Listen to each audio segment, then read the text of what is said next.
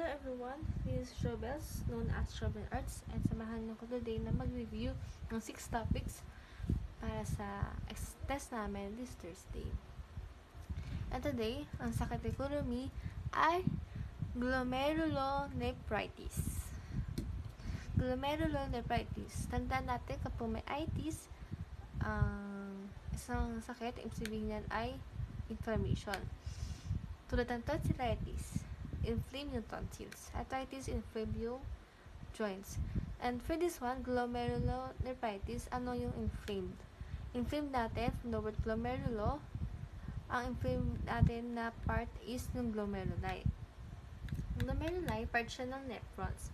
We know that nephrons is the functional unit of the kidney and it filters the blood. It filters yung mga lalabas sa ihi natin.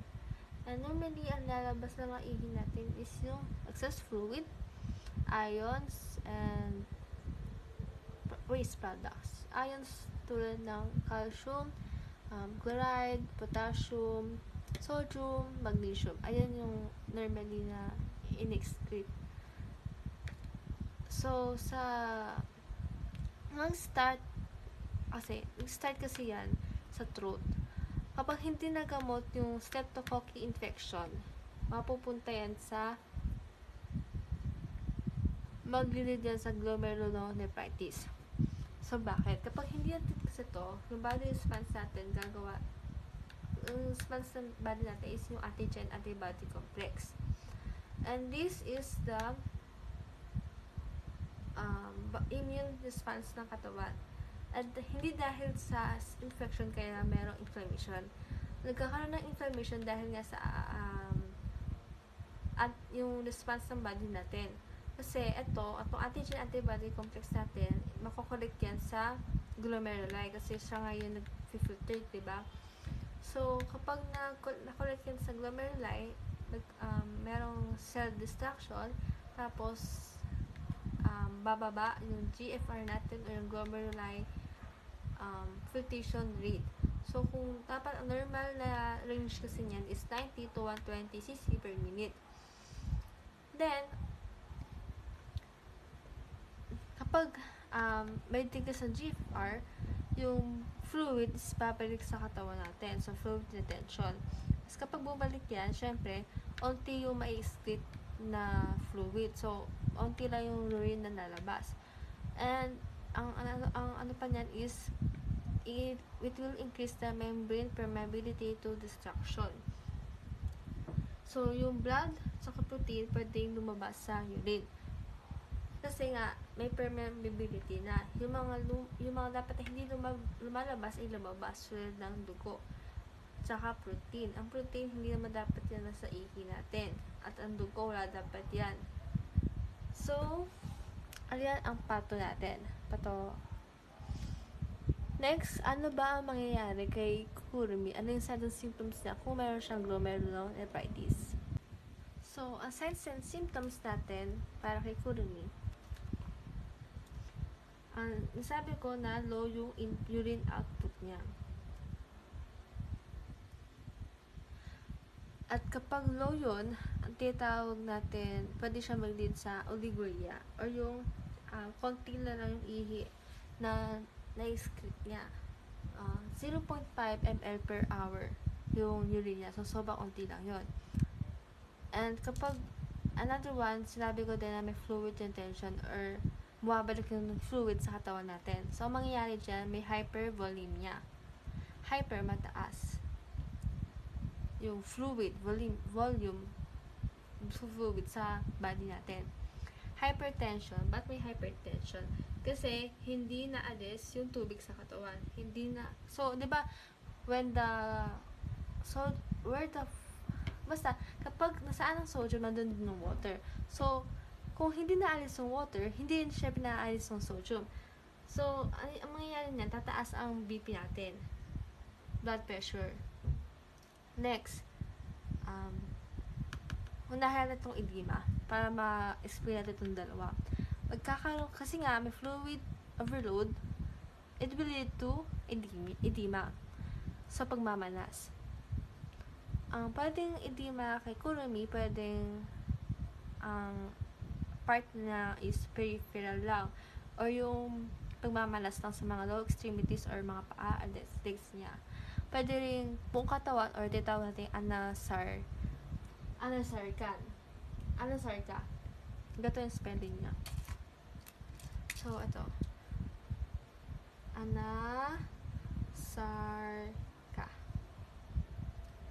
Anasarca. Pwede rin pulmonary edema. Pwede rin peripheral.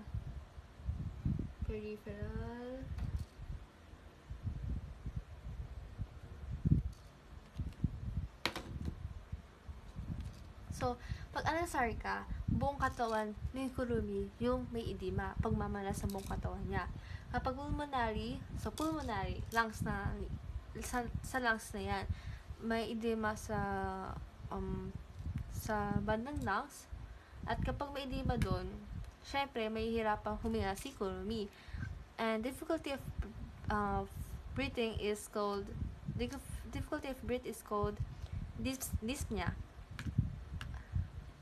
dyspnea. Medyo magulo lang to. Ayusin ko nga. N to. N. Yan. Then, kapag maririnig natin na sounds, dyan ay crackle sounds. Ano pa? Pangatlo naman, tatlong signs and symptoms kasi yan. Ang pangatlo is yung, diba, unti na nga yung ihinga, ang kulay pa niya is parang brown na Coca-Cola colored. Kasi, bakit kaya? Diba sinabi ko, may lumalabas na hindi dapat na lumabas. At ang lumabas na hindi dapat lumabas is yung protein tsaka yung red blood cell. So, kapag nahalo yan sa urine natin, syempre ang magiging kulay is brown or Coca-Cola na colored. Then, so kapag may dugo sa ihi, urea, isip dugo yan. Pag urea, urine, hema, dugo. Kung may dugo sa urine. So, yan yung symptoms, may dugo sa urine. Pero, minsan kasi hindi nakikita yan eh. Minsan maliit lang yung dugo. Kapag nag-lab lang, tsaka lang makikita sa microscopic na may dugo sa ihi. Ang tawag dun is occult hematuria. So, anong gagawin? Okay. Ano yung mga i-order ni Dr. Snoopy Dog kay Kurumi? Sabihin niya, magpa-CBC ka. So, sa CBC, makikita natin, ang complete blood count, ang makikita natin dyan, elevated lahat. Elevated yung WBC. Kasi, mayroon tayong fina-fight na infection. Yung katawan natin, mayroong nilalabanan. So, mapupunto siya na madaming WBC. Ano pa? Tataas din yung creatinine. Tataas yung blood, urea, nitrogen. Tataas yung, Kurumi. Tataas din yung ESR natin. Tsaka CRP.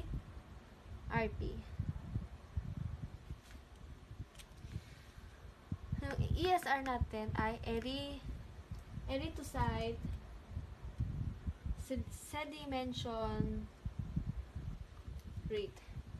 Gata spelling yan. Erythrocyte. Erythrocyte.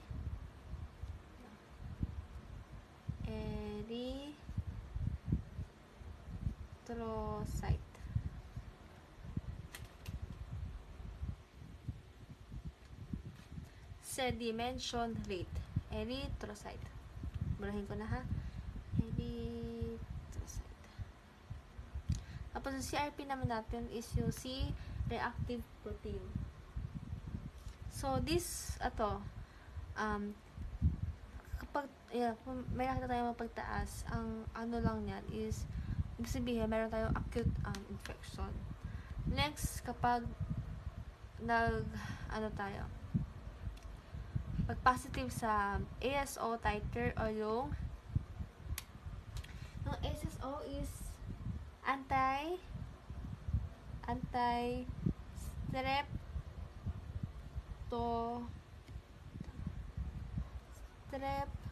streptolysin O titer. Anti-streptolysin titer.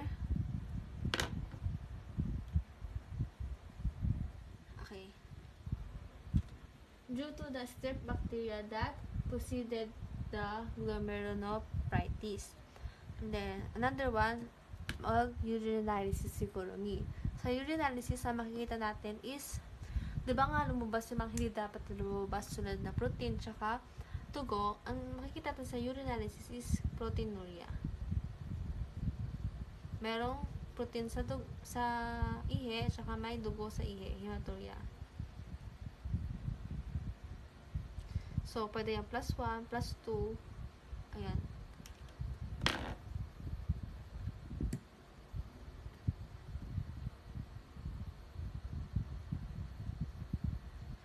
Tapos, increase din yung urine specific gravity. Ang gravity lang kasi dapat, specific gravity natin is 1.010 to 1.030.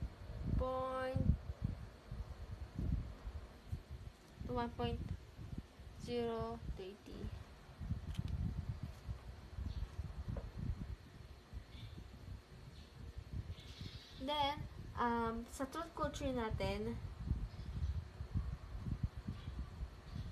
kukuha tayo ng truth culture, makita natin is positive yung group A, beta, hemolytic, streptococcus. Then, number 6, renal biopsy. Ito yung definitive diagnosis. Kahit hindi mo itong gawin 1 to 5, basta magawa mo to, okay na. Pero medyo mahal din kasi ito. Kaya, minsan, ako. Pero kung nagawa mo na yan, hindi mo na talaga kailangan to. Pag nagawa mo na to, hindi mo na kailangan gawin ito. So, paano ba yung biopsy? So, sa kidney, kukuha tayo ng, directly kukuha tayo ng small tissue sa kidney. Then, ayun nung titignan.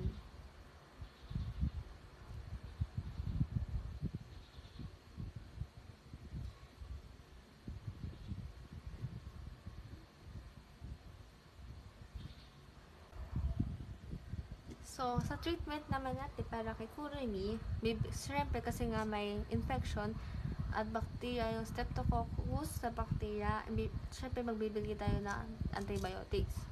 Then, dahil nga low lang yung urine output niya, magbibigay tayo ng diuretics. Pero itong diuretics, hindi siya pwede sa may CKD patient or may chronic kidney disease. Pero pwede siya sa, may yung mga patient na ARF lang or yung acute renal failure. Then, sinabi ko din na hypertension, yung signs and symptoms siguro ni mataas yung BP, so magbibigay tayo ng antihypertensive drugs. Pwede yung mga ACE na drugs. Pwede yung ARBs. Kapag ACE, yung mga dulo nun is FIL. Tapos, kapag ARBs naman dulo nun is sartan. Pangalan na sartan, ganyan. Ang ARBs natin is angiotensin 2 inhibitors. Tapos, ang ACE naman natin is angiotensin converting enzymes. Then, pwede tayo magbigay ng beta blockers. Ang dulo ng mga drugs na is olol.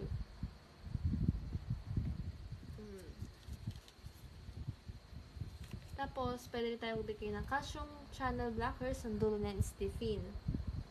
Yan yung mga anti-hypertensive drugs.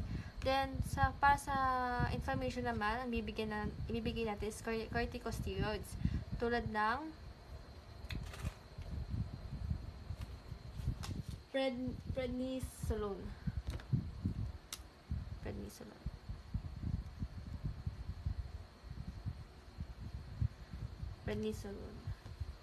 Pwede yan. Tapos, yung plasmapheresis naman, kasi ang gagawin ko sa dyan, yung plasma natin, aalisin yung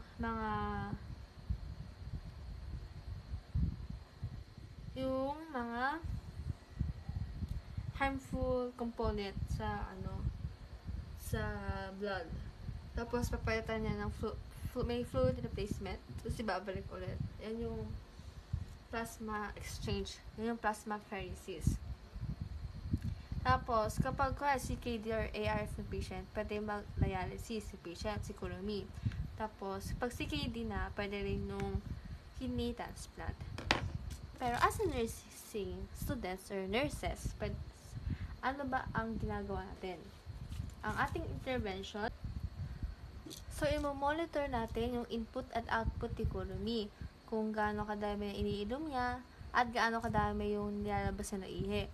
Tapos, i-weight natin, i-monitor natin yung weight. Kasi nga, di ba, may fluid overload. Titignan natin kung nare-reduce ba yun or lumalala.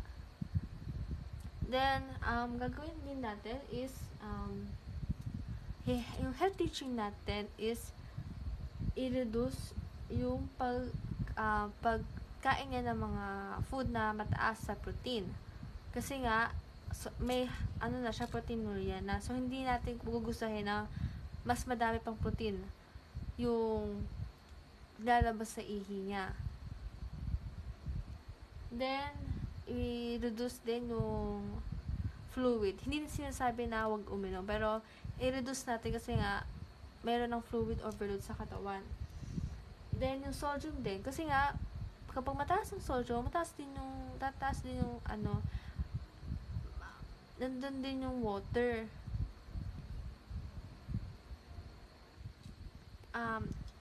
Yun yung health teaching natin until maging okay yung kidney. So, sana gumaling si Kurumi.